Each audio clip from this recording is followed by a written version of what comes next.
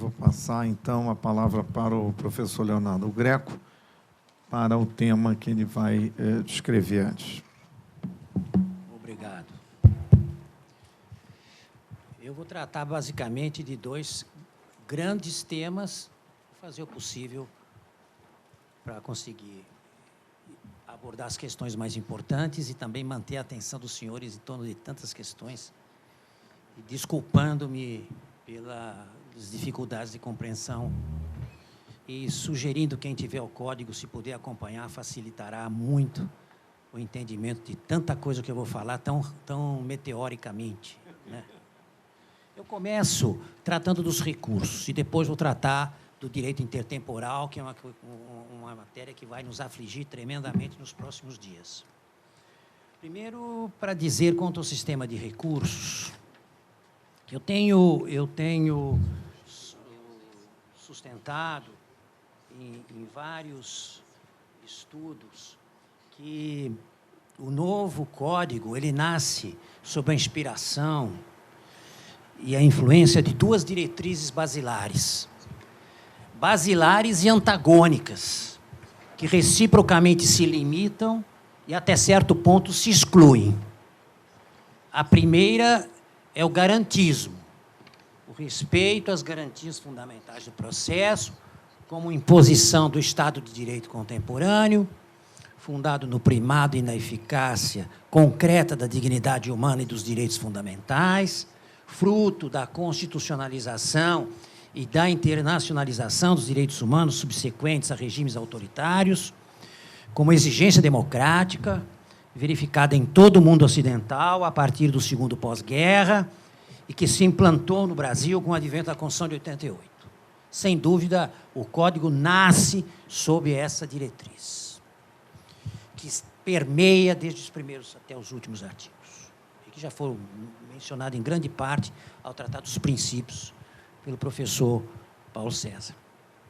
A outra diretriz política que influencia intensamente o Código é o que eu costumo chamar de ideologia da eficiência. A angústia da explosão incontrolável do volume de processos de recursos mergulhou a justiça civil no Brasil e em todo o mundo ocidental, não é só no Brasil, numa crise profunda de ineficiência, de que resulta um aumento exagerado da duração dos processos, a impossibilidade material de os juízes examinarem atentamente o conteúdo de todos os atos do processo e de proferirem decisões precisamente fundamentadas nas alegações das partes e nas provas dos autos, a impossibilidade material de os tribunais, nas sessões de julgamento colegiado, lerem e debaterem todos os votos que estão sendo proferidos, na tentativa. Essa é uma realidade que nós estamos vivendo. O Código não fala dessa realidade. Mas nós sabemos o drama que todos estamos vivendo e que os juízes também estão vivendo. Na tentativa de debelar essa crise, os responsáveis pela administração da justiça têm frequentemente recorrido a economistas e administradores cuja visão desses problemas é puramente gerencial, resultado do que poderíamos chamar de análise econômica do processo, que passou a produzir dados e estatísticas de confiabilidade duvidosa e a propor metas quase exclusivamente quantitativas. Você já deve ter ouvido falar que há 100 milhões de processos na justiça brasileira, que isso é estatística. E eu digo, isso é uma mentira. Não confiem nos números. Os tribunais estão vendendo a imagem de que não podem mais funcionar por causa da quantidade. E aí, com esses números assim, mirabolantes. Não é verdade.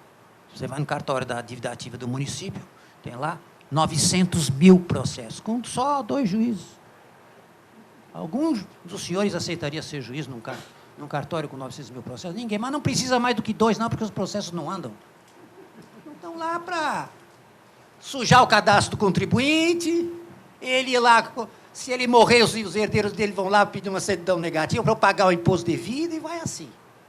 Então, mas essa visão gerencial, ela está criando no código, passando com essa produção de dados e estatísticas, a ideia falsa de que os escopos de uma melhoria do desempenho da justiça, celeridade, são a celeridade e a produtividade, no intuito de dar vazão à crescente quantidade de processos e recursos, influenciando o legislador processual a favorecer a padronização de decisões, fortalecer a observância da jurisprudência e dos precedentes dos tribunais e a estimular a coletivização das demandas e das questões a serem solucionadas uma única vez, com eficiência sobre todos os interessados, mesmo os que não tiveram qualquer oportunidade de influir eficazmente na sua elaboração e que, portanto, não tiveram respeitadas as garantias constitucionais do processo.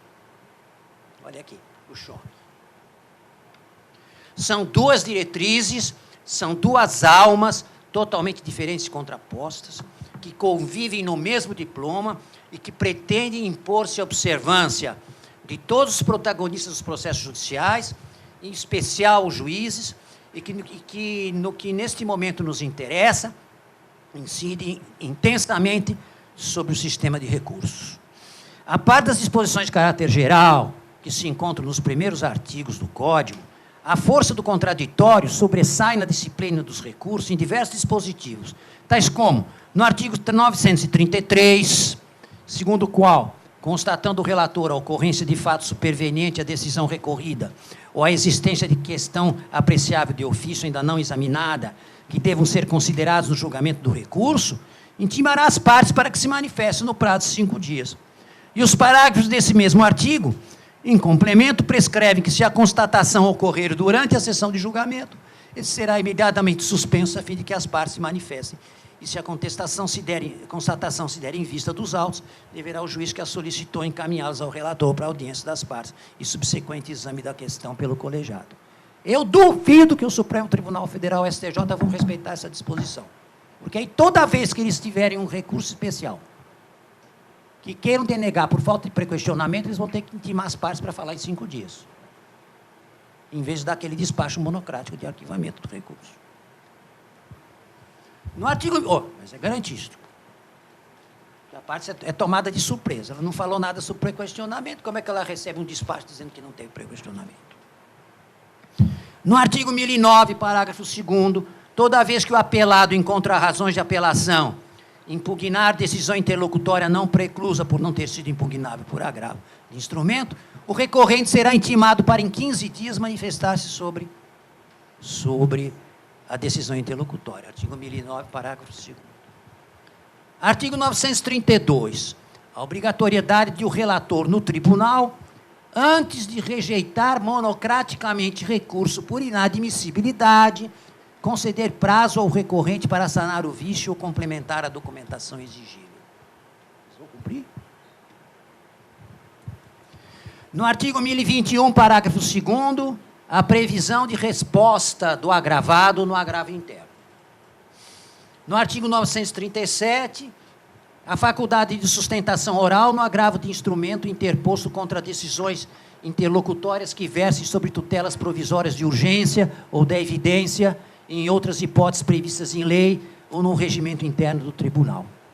E nos casos em que não caiba sustentação oral, assegura o direito a julgamento presencial, ou melhor, assegurava direito a julgamento presencial se a parte se opusesse ao julgamento virtual, artigo 945, que, por sinal, foi revogado pela Lei 13.256.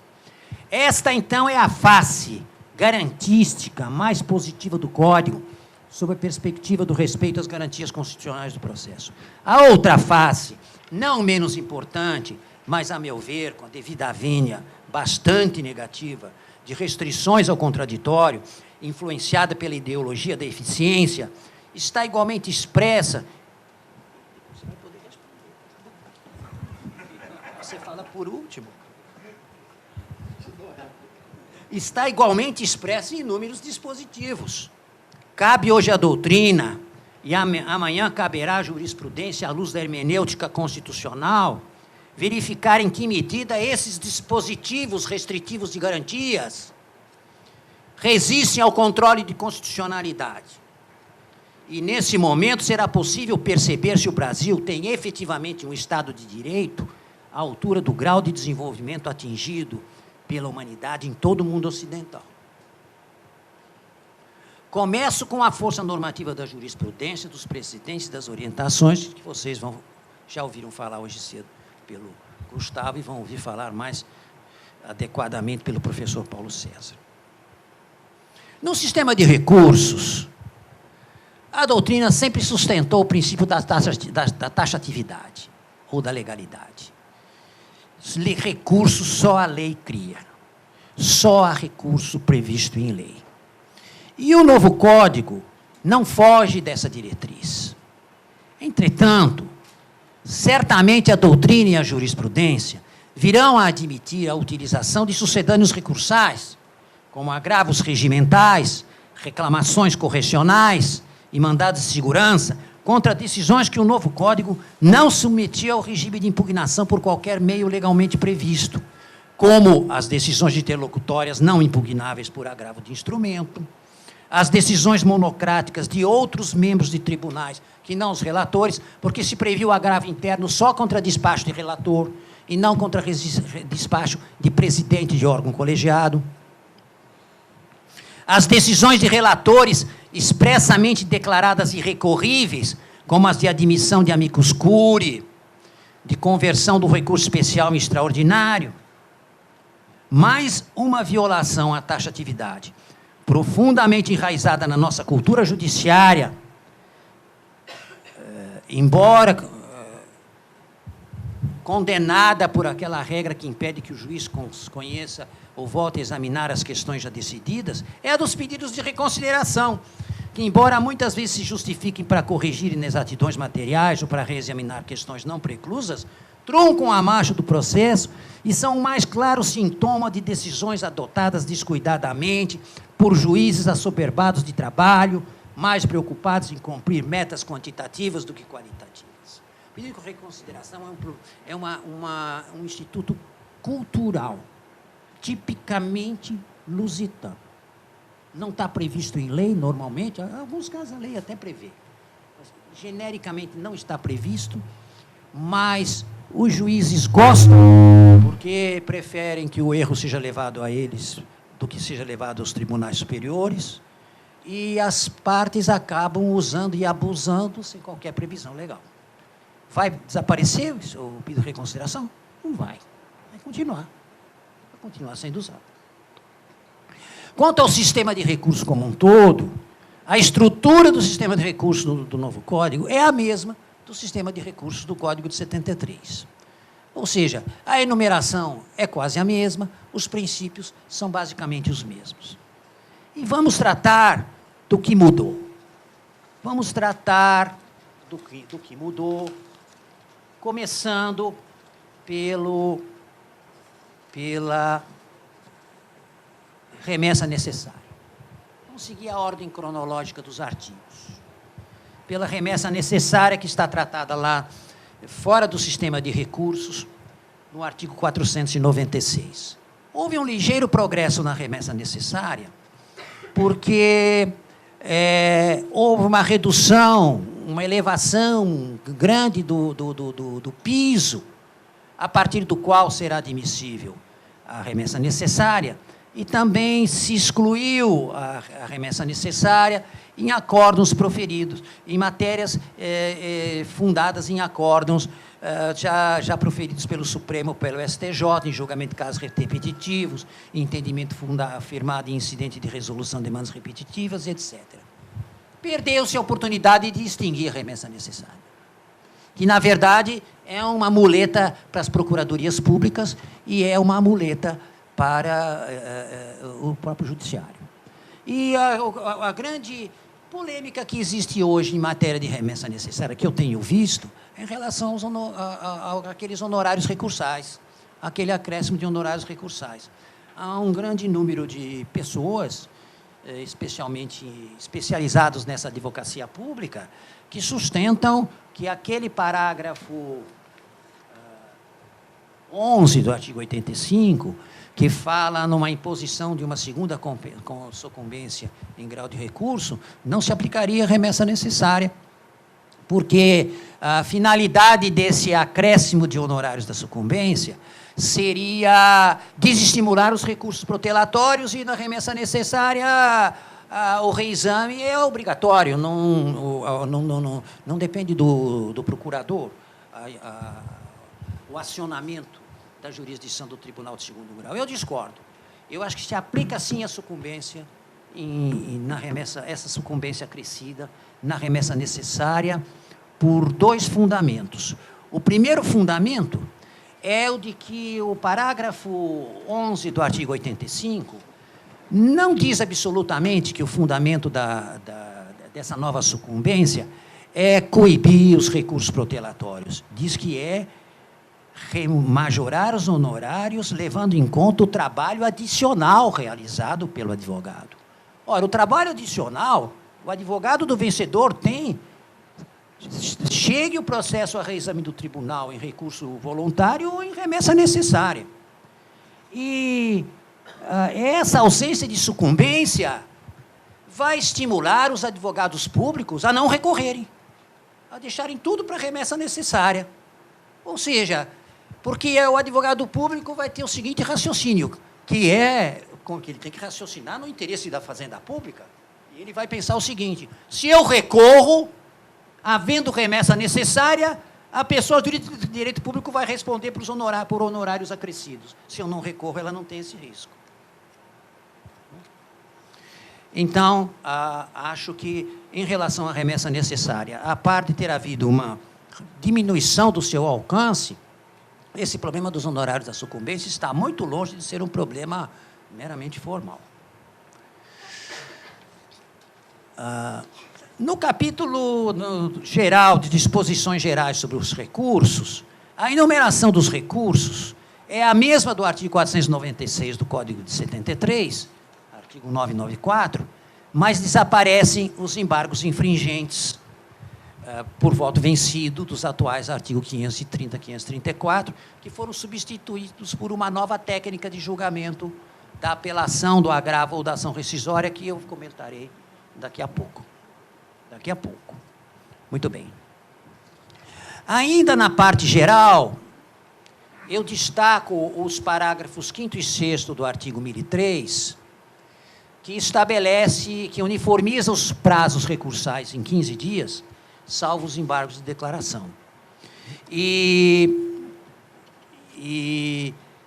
que impõe ao recorrente o ônus de comprovar a ocorrência de feriado local no ato da interposição do recurso.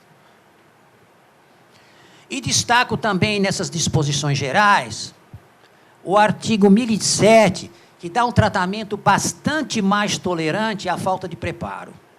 O recorrente que não comprovar no ato de interposição do recurso o recolhimento do preparo será intimado na pessoa do seu advogado para realizar o recolhimento em dobro, sob pena de deserção.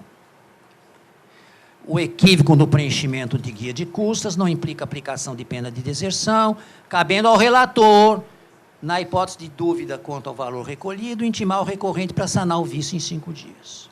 Aí umas disposições que são boas, porque nós sabemos que uma das técnicas de limpar as prateleiras dos tribunais é ficar verificando se as custas foram recolhidas corretamente, se a guia foi preenchida direito, etc., etc. Fora do capítulo dos recursos, há alguns institutos sobre os quais nós temos que lançar os olhos. Um deles é a reclamação. A reclamação se expande muito no Código de 2015. Se expande, embora a Lei 13.256 coloque um freio a essa expansão. Porque a reclamação não deixa de ser cabível somente no Supremo e no STJ e passa a ser cabível em qualquer tribunal. Aliás, um livro do Ricardo Barros Leonel, foi uma tese de livre-docência que eu tive a satisfação de examinar na Universidade de São Paulo, sobre a reclamação, que mostra muito bem que vários tribunais, inclusive de São Paulo, já tinham criado uma outra reclamação, inspirado naqueles mesmos princípios de preservação da competência e da autoridade de decisões de tribunais superiores que estão nas reclamações constitucionais para o Supremo e para o STJ. Então, agora, todos os tribunais, a par dos recursos contra as decisões inferiores podem também receber reclamações. E nós sabemos que a reclamação é um instrumento eficaz para corrigir muitos erros de julgamento, muitos abusos de poder, etc. E embora, como eu disse, a Lei 13.256, nos casos de julgamentos repetitivos, ou de incidentes de resolução, ou de demandas repetitivas, ou súmulas vinculantes, tenha impedido a reclamação direta ao Supremo ou ao STJ, exigindo o esgotamento das instâncias ordinárias e, portanto, filtrando um pouco esse acesso direto à jurisdição dos tribunais de superposição. Há muita coisa aí a comentar a respeito da reclamação, que o tempo não vai permitir que nós nos debrucemos hoje sobre ela. O outro instituto importante, que também está fora do capítulo dos recursos, é esse sucedâneo dos embargos infringentes, através do mecanismo de expansão do órgão julgador, previsto no artigo 942. Quando o resultado da apelação for não unânime, o julgamento terá prosseguimento em sessão a ser designada com a presença de outros julgadores que serão convocados nos termos previamente definidos no regimento interno, em número suficiente para garantir a possibilidade de inversão do resultado inicial, assegurado às partes e a eventuais terceiros o direito de sustentar oralmente suas razões perante os novos julgadores. Eu tenho inúmeros comentários, pelo menos 10 comentários diversos a fazer a respeito desse instituto, que ninguém pense que está livre de dúvidas e de controvérsias, mesmo porque ele vai ter que ser regulado nos regimentos internos. Primeira observação que eu faço é que, diferentemente do que ocorria nos embargos infringentes, agora a divergência entre os julgadores pode ser em matéria processual e em matéria de mérito. Porque nem sempre a apelação está...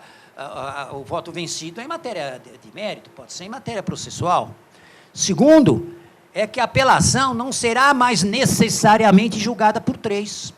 Poderão ser mais 2, mais 4, ou qualquer outro número par, se na primeira sessão de 3 surgir divergência em alguma das questões em julgamento. Isso vai provocar uma expansão do órgão julgador, uma ampliação do órgão julgador, mas que deverá sempre manter um número ímpar. Outra observação é que, se houver essa ampliação da composição do órgão julgador, o julgamento é interrompido, não há conclusão nenhuma. E não havendo conclusão nenhuma, esse julgamento tem, a menos que, pelo próprio regimento do tribunal, a Câmara, composta de 5, já tenha mais 2 presentes que assistam o relatório, assistam a sustentação oral e assistam os votos dos 3 que compõem a Câmara de julgamento, e aí, então, houve divergência, então agora os outros 2 vão também votar, eles estão plenamente em condições de votar. Mas, se passar para outro órgão julgador, vai ter que haver novo relatório, novas sustentações orais, porque os 2 não ouviram sustentação, os 2, os 4, os 6, enfim, não ouviram sustentações orais, e aqueles que já votaram não estão vinculados ao que votaram. Podem proferir outro voto, porque o julgamento não terminou. O mesmo pode acontecer no julgamento da mesma Câmara que tenha mais 2. De repente, o 4º que vai votar, porque houve uma divergência na questão X, levanta uma preliminar que não tinha sido considerada. O julgamento continua com o exame dessa preliminar. Enfim, olhe, não é um simples sucedâneo dos embargos infringentes, não. É um instituto inteiramente novo e que vai suscitar, então, inúmeras controvérsias. A apelação não é mais julgada por 3. Se o julgamento for adiado, todo o julgamento é renovado, e aquele que votou vencido ou estava se inclinando a votar vencido, agora pode se convencer do contrário e não votar mais vencido, e assim por diante. Parágrafo 2º do artigo 942 estabelece que os julgadores que já tiverem votado poderão rever seus votos por ocasião do prosseguimento do julgamento. Parece-me que essa possibilidade de alteração de votos se refere apenas à questão em que ocorreu a divergência de votos, mas também, quanto aos outros, poderá haver qualquer mudança porque o julgamento recomeça. Aí existem algumas regras específicas sobre a aplicação desse instituto à rescisória e também ao agravo de instrumento, que eu não vou examinar, que o tempo não permitiria, mas aí vem a pergunta: e remessa necessária? Vai caber remessa necessária? A súmula 390 do STJ dizia que não cabia remessa necessária nos embargos infringentes. Eu acho que cabe aqui, sim. Nesse sistema de julgamento, embora a remessa necessária não seja apelação, mas eu sou um franco defensor de aplicação à remessa necessária, por isonomia, de todas as regras e mecanismos existentes no julgamento da apelação. Vamos passar a apelação. Na apelação, a grande novidade é o parágrafo 1º, do artigo 1009, a primeira grande novidade, são duas grandes novidades, que se refere às decisões interlocutórias proferidas no curso do processo contra as quais não coubesse, não tenha cabido o agravo de instrumento. Porque agora, pelo artigo 1015, o agravo de instrumento volta a ser um recurso cabível só nas hipóteses taxativamente previstas em lei, e não mais contra qualquer decisão interlocutória.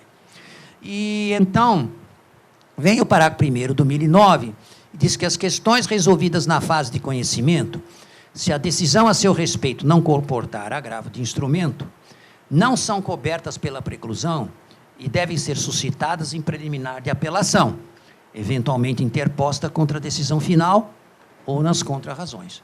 E, aliás, eu já mencionei há pouco que se o apelante suscitar uma dessas questões, ou seja, impugnar uma decisão interlocutória anterior na apelação contra a sentença final, o juiz, se o apelante fizer isso, o apelado vai ter a oportunidade de falar sobre isso nas suas contrarrazões. E se for o apelado nas contrarrazões que suscitaram o reexame de uma dessas questões, ele pode ter, por isso, recorrer adesivamente, então o apelante vai ter prazo para se manifestar também.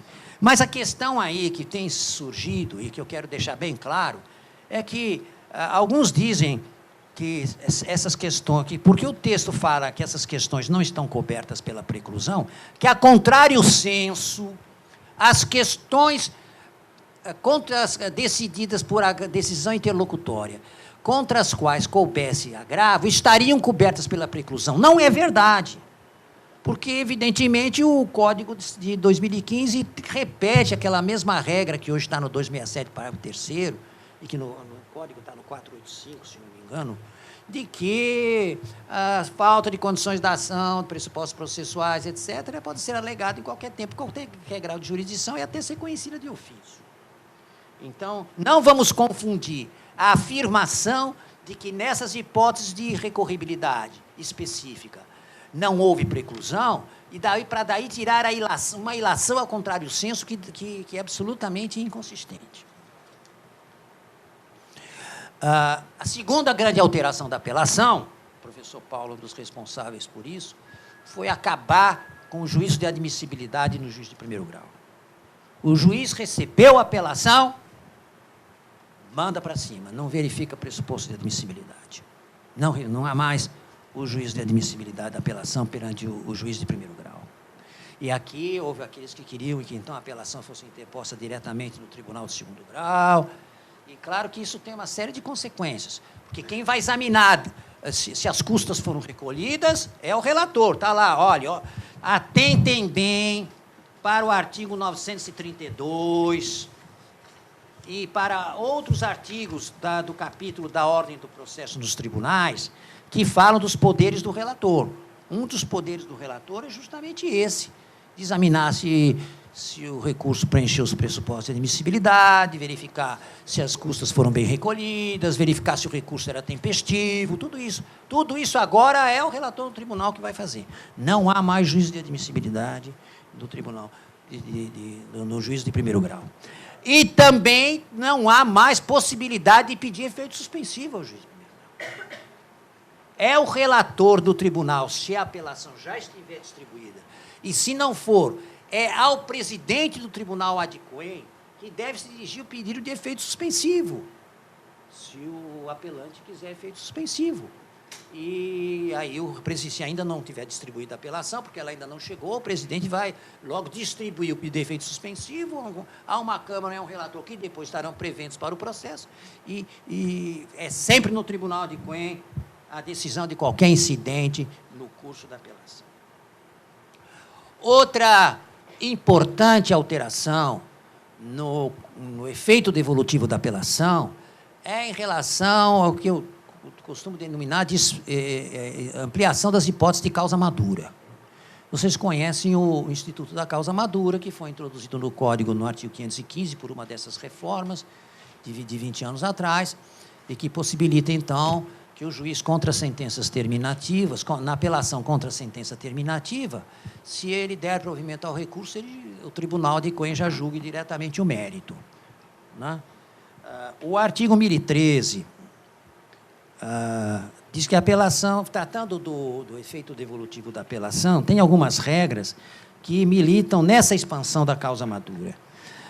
Uma delas, cuja redação eu não gosto, é o parágrafo 1º do 1013, porque diz que serão objeto de apreciação e julgamento pelo tribunal todas as questões suscitadas e discutidas no processo, ainda que não tenham sido solucionadas por inteiro, dizia o código anterior, né?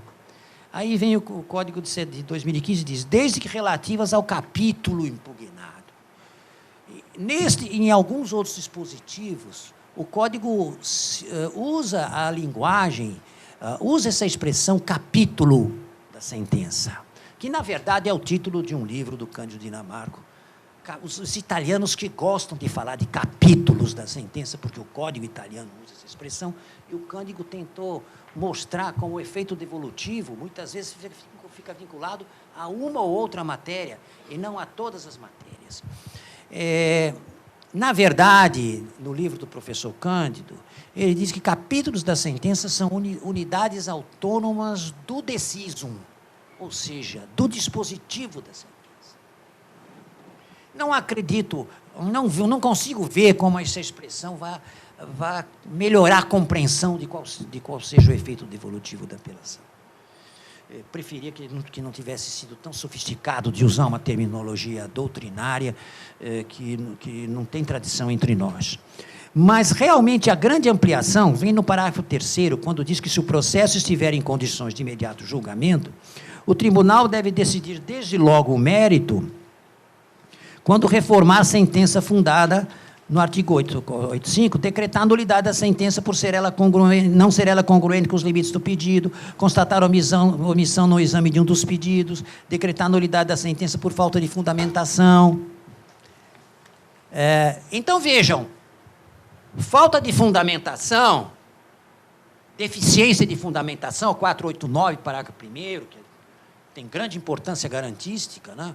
Tem que se pronunciar sobre tudo que foi suscitado. Hoje, o Código tem 2 institutos específicos para corrigir a deficiência de fundamentação. Um são os embargos de declaração. Tem lá um dos fundamentos expressos do Código de omissão é a deficiência de fundamentação. E outro é a apelação, para o tribunal corrigir, não para mandar de volta para o juiz corrigir. Então, deficiência de fundamentação, não exame de algum dos pedidos, violação do princípio da congruência, que é a harmonia entre a decisão e o que foi pedido. Tudo isso o tribunal não manda de volta. Ele constata nulidade e corrige em grau de apelação.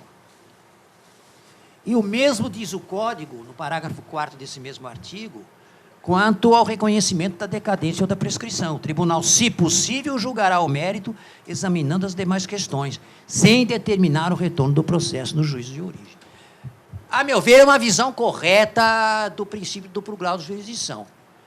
Enganam-se aqueles que dão ao princípio a característica de exigir 2 julgamentos sobre todas as questões. Não. O que é importante é que o juiz de primeiro grau estivesse em condições de examinar todas as questões, que a causa estivesse madura para ele julgar, mas ele não julgou. porque ele esbarrou numa nulidade, ou ele julgou com alguma omissão. Mas ele estava em condições de proferir um julgamento plenamente válido e eficaz. Então, se ele estava em condições, o Tribunal de Segundo Grau também está. E vamos ao agravo, que volta a se chamar agravo de instrumento. A última reforma tinha chamado só de agravo, né? Agora volta a ser de instrumento. Duas grandes mudanças. Primeiro, a extinção do agravo retido. Não há mais agravo retido. E não há agravo retido, mas não se extingue o juízo de retratação do juiz de primeiro grau. Ou seja, quando o juiz tomar conhecimento, e a parte pode levar a ele o conhecimento com base naquela comunicação que deve fazer da interposição do agravo, ele pode se retratar. Mas não existe mais a figura do agravo retido como modalidade de interposição perante o juiz da cor. Então, agravo é sempre de instrumento interposto no Tribunal de Quê. A segunda grande mudança é que as hipóteses de agravo passam a ser taxativas. São as hipóteses do artigo 1015. Em matéria probatória, há muito poucas hipóteses previstas em lei. Pode-se observar pelo rol do artigo 1015. Eu não vou examinar, que aqui nós não temos tempo. Mas, na verdade, se o juiz nomeou um perito e houve um incidente qualquer na escolha do perito, isso não é matéria de agravo, não. E isso pode ser uma decisão muito grave, que cause danos irreparáveis. E aí? E aí vai ter que ir para os sucedâneos recursais. Vai para a reclamação, se for o caso, vai para o mandado de segurança. Então, ninguém se iluda, ou pelo menos os tribunais não se iludam de que vão ter menos trabalho, porque não vai mais caber agravo contra qualquer decisão. Porque haverá questões cruciais dentro do processo que serão decididas sem nenhuma previsão específica de agravos. O que a jurisprudência vai fazer, eu não sei. Se vai dar uma interpretação extensiva, aqui, acolá. Nós não podemos esquecer que tem uma legislação extravagante aí, que muitas vezes fala de agravo, em vários procedimentos, e que eles continuam mantidos. Então, nós vamos ter um regime meio híbrido. Muitas vezes, nós estamos falando só do código, esquecendo que em muitos procedimentos especiais também se tratou da matéria recursal. Eu não tenho como indicar o que poderá vir a acontecer, mas o que eu acho é que os tribunais têm sempre aquele realismo, né? E não se render a um formalismo da lei quando eles estão diante de uma injustiça gritante. Esse sentimento de justiça dos juízes, superior ao formalismo, é um valor humano que eu acho que nós temos que cultivar, respeitar e até estimular. De modo que eu acho que nós vamos ter que rever os nossos estudos sobre mandado de segurança, sobre reclamação. Mandado de segurança contra a decisão judicial, por exemplo, a lei do mandado de segurança diz que só não cabe contra a decisão judicial, contra a qual ou não cabe recurso com efeito suspensivo. Ora, se não cabe recurso nenhum, é claro que o mandado de segurança vai reduzir a discussão a uma matéria exclusivamente de direito. Isso pode restringir muito o âmbito da cognição. Mas esse problema, nós, advogados, com ele vamos nos deparar e certamente vamos ter que encontrar caminhos e apontar ao judiciário esses caminhos. Outro recurso é o agravo interno. O agravo interno nos tribunais é sempre contra decisões monocráticas, mas ele ganha uma grande expansão porque é contra qualquer decisão monocrática de relator, que é um agravo para o colegiado. E o agravo interno recebe um tratamento mais rigoroso, até punitivo, para evitar que ele seja usado como instrumento de procrastinação. Agora, ele não tem efeito suspensivo e ele não permite deferimento liminar, porque ele sempre exige vista ao agravado. Mas ele exige pauta. O agravo interno agora vai ser pautado. Sustentação oral vai depender do regimento do tribunal. Ficou a critério do regimento do tribunal decidir se vai haver sustentação oral ou não no agravo interno. Os embargos de declaração têm muitas modificações. Artigos 1022 a 1026.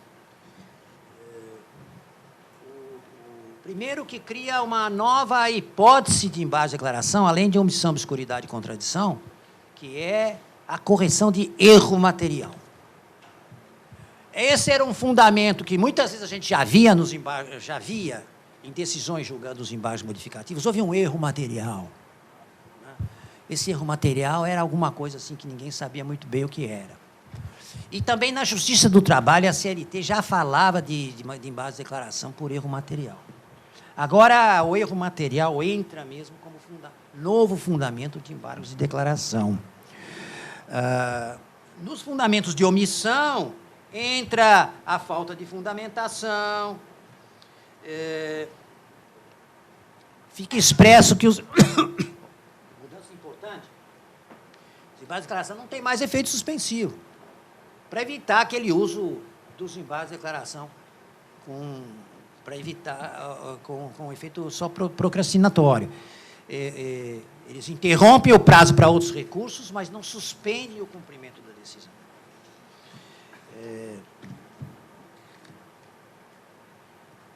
Passa a haver uma previsão expressa dos embargos modificativos, e eu sugiro que vocês examinem bem depois a compatibilização desses embargos com o agravo interno, porque nas disposições dos dois institutos há uma previsão de o juiz receber os embargos, o monocrático, o relator, o juiz monocrático, receber uma petição de agravo interno e julgar como embargos de declaração. E essa é uma coisa que o STJ tem feito recentemente e que eu acho que foi consolidado aqui no Código, mas é uma técnica ruim. É uma técnica ruim, porque se eu estava vendo uma obscuridade na decisão, eu quero primeiro que o relator esclareça a obscuridade. E não que ele, desde logo, diga que que isso é um agravo interno e levar a julgamento do colegiado e me suprimir uma instância.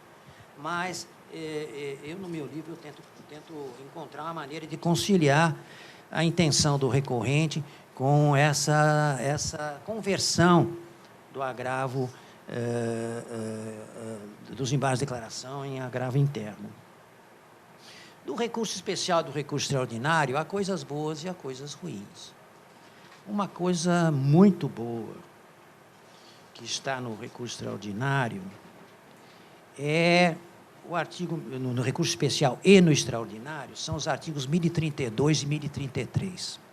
O Paulo se lembra de uma consulta que nós recebemos de um colega de São Paulo, de um caso em que o RE não tinha sido conhecido, ainda não tinha sido conhecido, e o RESP também não tinha sido conhecido. O RESP não tinha sido conhecido porque o STJ tinha dito que era matéria constitucional. E o RE não tinha sido conhecido porque o Supremo entendia que a matéria era infraconstitucional. E aí? No regime anterior, o relator do STJ podia ter pedido para o Supremo julgar primeiro o RE, mas também o relator do Supremo podia dizer que não. E eram decisões irrecorríveis. Agora, o Código abre um pouquinho essa hipótese, porque diz, artigo 1032, se o relator no Superior Tribunal de Justiça entender que o recurso especial versa sobre questão constitucional, deverá conceder prazo de 15 dias para que o recorrente demonstre a existência de repercussão geral e se manifeste sobre a questão constitucional. Cumprida a diligência, o relator remeterá o recurso ao Supremo, que, em juízo de admissibilidade, poderá devolvê-lo ao STJ. 1033. Se o Supremo Tribunal Federal considerar como reflexa a ofensa à Constituição, o que tem acontecido muito, por pressupor revisão de interpretação de lei federal ou de tratado, remetê-lo ao Superior Tribunal de Justiça para julgamento como recurso especial. Então, na verdade, o RESP é convertido em extraordinário. O extraordinário é convertido em recurso especial, dando-se nova oportunidade ao recorrente para ditar suas razões, para adequá-la à admissibilidade do novo recurso, que não foi aquele originariamente interposto. Eu acho que é um mecanismo inteligente e muito necessário. Eu espero que o Supremo e o STJ o utilizem adequadamente. Bem, eu vou parar essa parte aqui, porque eu quero tratar da outra, que eu acho que talvez que é o direito interno. Primeiro, para responder a questão preliminar, quando é que o Código entra em vigor? O artigo 1045 diz que este Código entra em vigor, ouçam bem, após decorrido 1 ano da data de sua publicação oficial. De acordo com o artigo 132, parágrafo 3º do Código Civil, os prazos de anos, aspas, expiram no dia de igual número do de início, ou no imediato se faltar exata correspondência, fecha aspas. E o parágrafo 1º da Lei Complementar número 95 de 93, que é aquela lei que dispõe sobre a elaboração das leis, estabelece que a contagem do prazo para a entrada em vigor das leis que estabeleçam período de vacância far-se-á com a inclusão no prazo da data da publicação da lei e do último dia do prazo, entrando em vigor no dia subsequente à sua consumação integral. Sendo o dia da publicação da lei que promulgou, sancionou o Código de Processo, o dia 17 de março de 2015, o dia do início, o prazo de vacácio termina no dia de igual número de 2016, ou seja, 17 de março de 2016. Entrando o Código em vigor, de acordo com a Lei Complementar 95, no dia subsequente à consumação do prazo, ou seja, no dia 18, que é uma sexta-feira, antes da Semana Santa. Então, eu acho que a conjugação desses dois dispositivos, o do Código Civil com o da Lei Complementar 95, deixa absolutamente, para mim, inquestionável que o início da vigência, então, no dia 18, entre em vigor. Quais são as regras gerais que incidirão no dia 18 de março? A primeira regra geral, o professor Paulo já comentou isso, acho que é no primeiro tijolão, não é isso que você comenta, o artigo 14? O artigo 14 que diz: a norma processual não retroagirá e será aplicável imediatamente aos processos em curso, respeitados os atos processuais praticados e as situações jurídicas consolidadas sob a vigência da norma revogada. E a outra regra geral é a do artigo 1046. Ao entrar em vigor este Código, suas disposições se aplicarão desde logo aos processos pendentes, ficando revogado o Código anterior. Aí, nós tínhamos que analisar as teorias subjetivas e objetivas a respeito da interpretação do artigo 6º da Lei de Introdução, que diz a mesma coisa que dizem esses dispositivos. E a aplicação imediata da lei nova aos processos pendentes é uma regra que tem sido adotada em todas as reformas